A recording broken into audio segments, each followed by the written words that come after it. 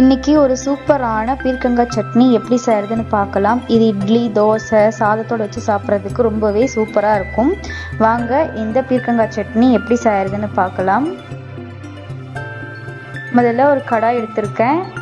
அதில் எண்ணெய் சேர்த்துக்கலாம். அதுக்கப்புறம் உளுந்து, கொஞ்சமாக சீரகம், 4 பல் பூண்டு சேர்த்துக்கிறேன். அதுக்கப்புறமா கட் பண்ணி வச்ச பெரிய வெங்காயம், பெரிய சைஸ் ஒன்று சேர்த்துக்கிறேன். நல்லா வதக்கி விட்டுக்கலாம். அது கூடயே 2 பச்சை மிளகாய் கட் பண்ணி சேர்த்து நல்லா வதக்கி விட்டுக்கிறேன்.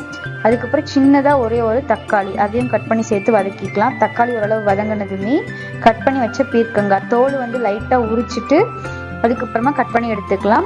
இப்போ பீர்க்கங்காய் சேர்த்ததுமே உப்பு சேர்த்து நல்லா கலர் விட்டுக்கலாம்.